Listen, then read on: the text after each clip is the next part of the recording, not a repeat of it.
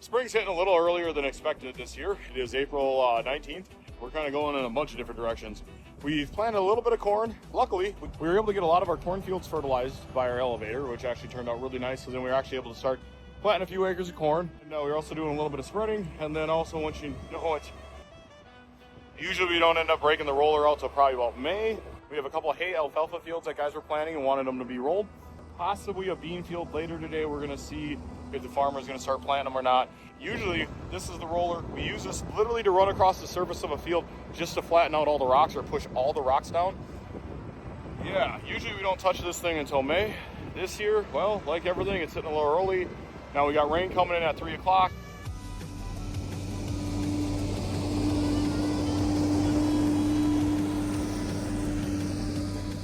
All right, we're just leaving the field. Got that knocked out before the rain. Heck yeah. It looks like we got done just in time.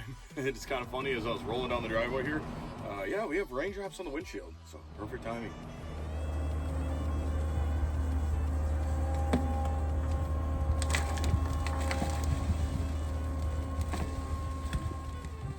All right, so it is Sunday, and this is Don's got a busy schedule. My schedule makes it what makes my schedule challenging is my schedule revolves around the weather. So I just parked the roller and I'm literally walking in the shop to film with Don. We're gonna do some commentary. I literally just parked a tractor and we got raindrops on the windshield. Yeah. Perfect timing, right? Made it just in time. You grew up on a farm. You also today, you kind of got more of, what do you actually call your career path? More of a corporate background, more of a free will, free spirited. You operate much more around the 9 to 5 schedule, 8 to 4 traditional Yes. work environment. Rain does not affect my day. Yeah. Yep. And I kind of end up just like looking at the weather with my eyeballs glued to the Weather Channel app, going, okay, look at this window. We got like a couple days here and this and that. Oh man.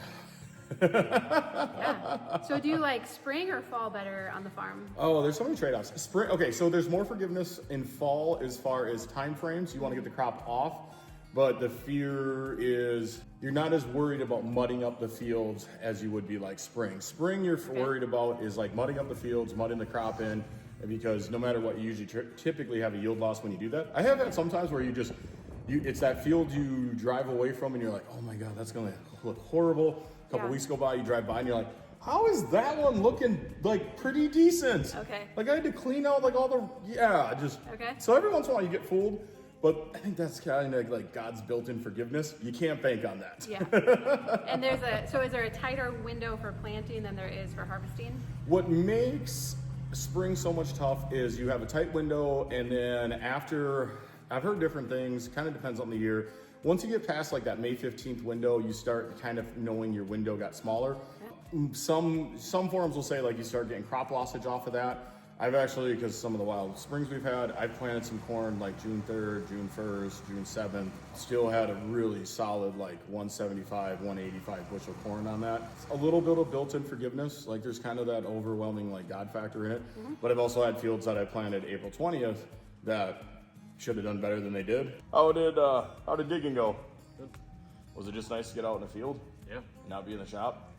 That's what happens when we get like 4 or 5 days worth of rain. Like everyone's gets a little bit more short-tempered. Is that a nice way to put it? Yeah. And then every time we just get back out on the field, back out on job site, it just all gets better, don't it? Like sometimes you got to leave the shop. I mean, really until the soil and the air start getting warm, the seed can be in the ground, but it's not going to do much, right? Pretty much, yeah. Okay. There's a little bit of fear if it's in there too long that it's going to rot, that, it just kind of break down. Luckily, today's seeds are pretty hardy. They take that way better than old, seeds from the past.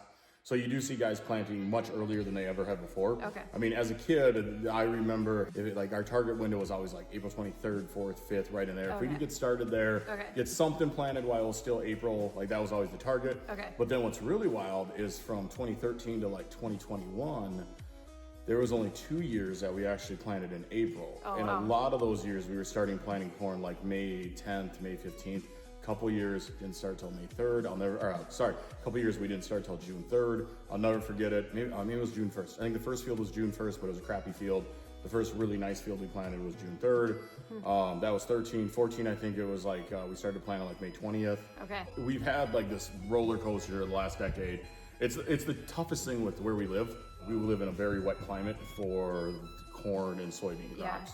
And heavy soil, right? Heavy soils, yep. The rain can keep you out for quite a while. Yep. Where we live in just south of Minneapolis, we have two problems. We have the jet stream effect, so we're right on top of the jet stream, which always brings in a different weather pattern. About every 3 days, the weather pattern's changing. But then if you're a nerd and you like science, what we actually get is warm fronts coming up from the Gulf, and they kind of come up through Texas, they hit the Rockies, they kind of come back this way. So there's actually a band going from like the southwest corner of Minnesota up to Minneapolis, and then arcs down around Chicago. That typically brings in a lot of rain too. So we kind of get it on two fronts. Okay. And so that's why it's such a challenge. Whenever we get a window to go in spring, what I've just learned is you throw everything you've learned up to this point out the window.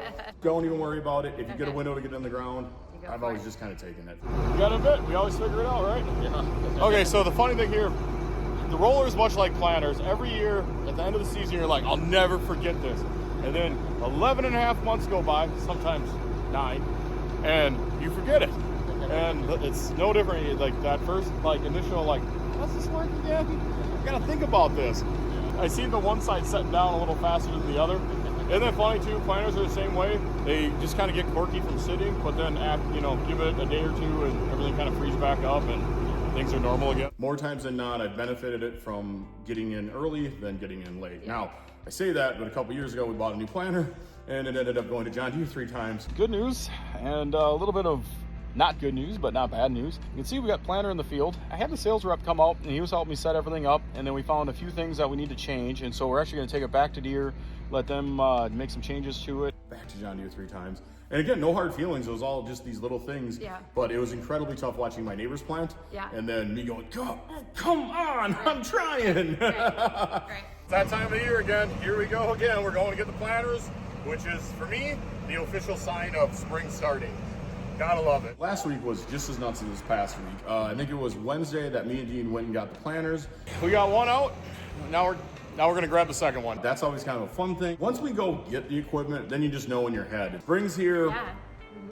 Just get it in the ground, right? Yeah, yeah. So we got the planters. Then we went to the tractor parade, which was a lot of fun. And then Saturday we got into planting, but I owe Adam a big favor. Adam actually started going through the diggers, putting teeth on, making sure those were good to go. He actually went through the finisher. So it's kind of funny why I was kind of working on planters, Adam was getting the diggers ready to go, and then actually even the other thing that we kind of got knocked out this last week, Dad and our friend Dean we actually fixed a tile line in a field and then actually put in a gigantic culvert. So it was actually easier to get across a creek.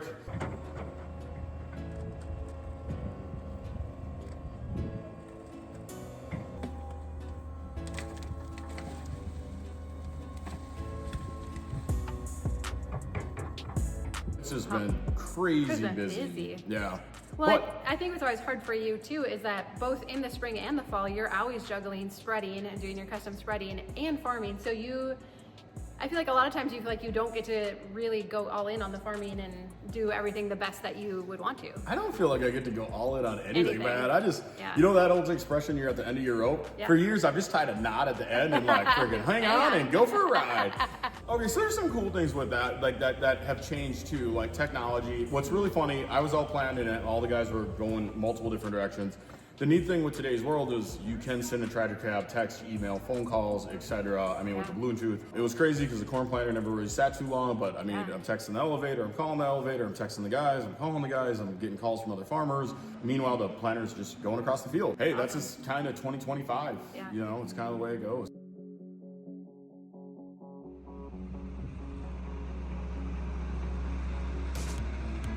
But I got some wisdom from a farmer. That's a neat thing. An older gentleman told me, he's like, Eric, just believe me. He's like, everybody's gonna have their year. You're gonna have your year of drought. You're gonna have your year of floods. You're gonna have a year where you can't get the crop off. You're gonna have your year that you can't get the crop in.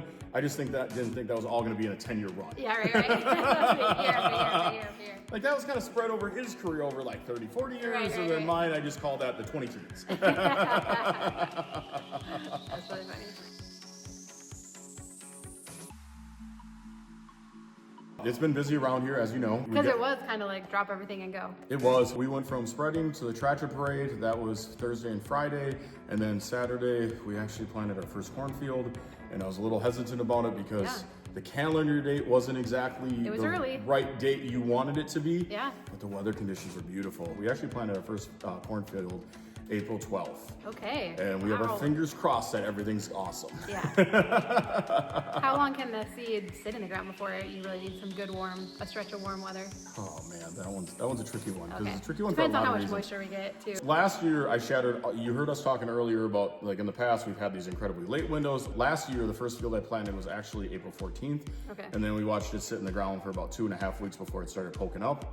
You know, you do need that heat and a little bit of moisture to get it to pop out of the ground. So right now, probably 2.5 weeks, just from my own past experience. Okay. Again, if you're a farmer and you're cringing right now, I understand. It was a heck of a gamble on our end.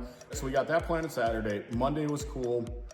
And we actually had an interesting shop meeting here. Started off with just me and Dad going back and forth, like, hey, what do you think? Yeah. And then actually, because we got a bunch of retired farmers that kind of help us out too. So, I mean, it's kind of neat. They have their own unique wisdom. Now, kind of the overall consensus was like, I think we should just keep planting. So Yeah. we kept going. Kind of funny because actually the retired agronomist from our local co-op called me. I looked down and I'm like, what's he doing calling me? Like, he's retired. Yeah. And then I pick it up and I'm like, hey man. And he's like, are you planting corn? And I'm like, yeah. And he's like, don't you think it's a little early? And I'm like, yeah. Are you a little worried? And I'm like, yeah. I'm like, what's your thoughts? Because this is what you did for 30, 40 years of your life. Long pause, just, and I'm like, Oh no. am I an idiot? And he's like, he rattled off a couple, because we hadn't seen anyone in our local area going yet. Okay. And then he rattled off a few other farmers that were east of us and west of us that were going. And I'm like, oh, thank you. So that made you feel better. Make me feel a little better. But then, then later in the week, then I seen some of the local guys going, and I'm like, okay, cool. Now, we have a neighbor across the street who was 75 and just retired this year, and dude was a freaking tough player in the farm game. I mean, he held his own, and I always knew when I could look across the street, if he was going, we're good, right? Yeah. But now I don't have that judge. Right. So the funny thing is, for like, I did notice just down the road though, there were some more. As we got towards the weekend, you see more and more people going, which made me feel a lot better. Because it is the ultimate gamble. It absolutely is. Well, it's a lot of money. I mean, I was blown away when I first learned how much. I mean, hundreds of dollars per acre. Yeah. Ugh. That's. I mean. Yeah. So it's not just like, oh, I'm gonna buy $5 in lottery tickets. It's like. Yeah. Yeah. It's a lot. Yeah. Do you notice where we live? There's a reason I kept living there. Don't play this farming game. If you're going to be a small, moderate-sized farm, don't play this farming game and think you're going to make big money, because you're not. Do it for the passion. Have some thick skin. You know, you'll have some funny jokes made at you at some parties. Yeah. But then you just remember, like, all those guys are complaining about their bosses. And then my boss called. I have a boss. My boss called me on Tuesday, and I was in the field, and it was a bank. I look down and I see the bank calling. I'm like, oh yeah, we were picking that up. And so no, everything was good, but it was funny because like I get that so it's a trade-off. I'll get friends that kind of make fun of me, but then they complain about their job, and then they're like, oh, you don't understand, you don't have bosses. And I'm like, actually I have like 30 bosses a year. Oh my gosh. So it's kind of funny. So yeah, but the main boss, the boss that really kind of you better just report to, called me in the field, and then it was funny. He's like, what's that background noise? I'm like, the planter? And he's like, you're planting? And I'm like, yeah.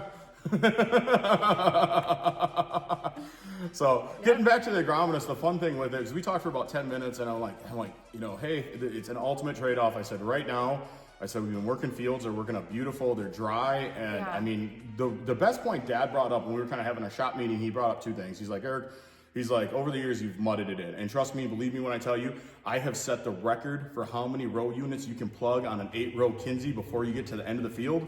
And then you get there and you clean them all out, and you're like, well, maybe the next pass is gonna be a little farther up the hill, and maybe it'll be drier. Okay, so Dad told me, he's like, so, okay, you know, we're talking real numbers. He's like, what's the crop lossage if you mud it in? And I'm like, yep. Yeah. Good point. I mean, that was a very, very real point. And then Dad had another one. There was two things I walked away from that conversation where Dad's like, I was leaning in that direction already. Yeah. But the other thing Dad told me is he said, okay, he's like, throw the calendar out the window. He's like, if I told you it was April 22nd and this was your first field, and yep, it's a little cool, but you know you're going to be rolling into May, but if you looked at these field conditions, he's like, what would you tell me? I'm like, we'd be an idiot for not planting. Yeah. And so kind of the direction we went. So I tried to cheat the system, and it did not go in my favor. And apparently I can't do math in my head late at night. The field I'm on is a little over 80-ish acres, and for some reason I loaded the planter for 70 something, and I was just about to the end, and then I ran out. So we ran back to the farm, got more seed, and now we're gonna throw this in. Then we're gonna finish the field, then we're gonna go to the next field, because they're calling for rain tomorrow. So the goal right now is to get as much planted as possible. Here we go. Funniest thing with this is even though we started rolling into the farming side and we started planting, we still, this last week, I mean, it was just the typical spring rodeo. We were doing a little bit of spreading, but then the one that shocked me, as all of our local farmers were kind of figuring out like what's their game plan, there were some guys that were out planting soybeans, and the thought process there. Because you were planting corn. Yep. Because you usually get the corn in first, it takes a little bit longer to grow, and then the soybeans. Yep. And we've actually done that. We've actually done that too, where we actually planted beans before corn. But on our case, in those time frames, it was because we couldn't get fertilizer, had great bean yields. In this case, the mindset was, hey, we had cooler temps, limit the risk. Beans are a little cheaper to put in. You don't have fertilizer, etc. The other thing we kind of had to do this week, we had to get the roller going. So what's the roller? Oh my gosh. So the roller is, it's just like it sounds. It's a big roller that we roll across the fields to push rocks back down in the ground. Because when you're cutting beans, or when you're harvesting beans, your cutter head's only about 2 inches off the ground. Rocks can wreak havoc with it. So if you can get those pushed down, it makes a big difference when it comes to harvest. Does it also help a little bit with the germination, or is that not? You know, different people say different stuff. Our main reason for doing it is just you can harvest a lot faster. Not being worried about rocks. Over the years, there's been some fields that I haven't got rolled because of the weather, and then oh my gosh, when you're combining them, you're paying for it. So it's really rocky fields around here. Yeah, we have such mixed soils. Like there's no soils that are the same. I don't know, roll with the punches. It is funny sitting in the shop because I need to get that 8400 out of here. Over here we have a 4850 with a motor sitting out of it. Now we're gonna put that on hold till after spring. But the cool thing is for like one solid week here, I mean, we got a very busy week accomplished and we got a lot of things done, so. And how is the planter working? Pretty much flawless. Awesome. Normal dorky stuff. I had a vacuum line fall off. I had some fertilizer tubes that we had some issues, but I mean, minute stuff. Yeah, a couple years ago when we bought it and we kind of rolled through all the headaches that went with it. The one neat thing is like this year, it just kind of paid for itself because we just kind of basically hooked in, checked it all out, got it ready to go, and that's awesome. Nailed it. Yeah.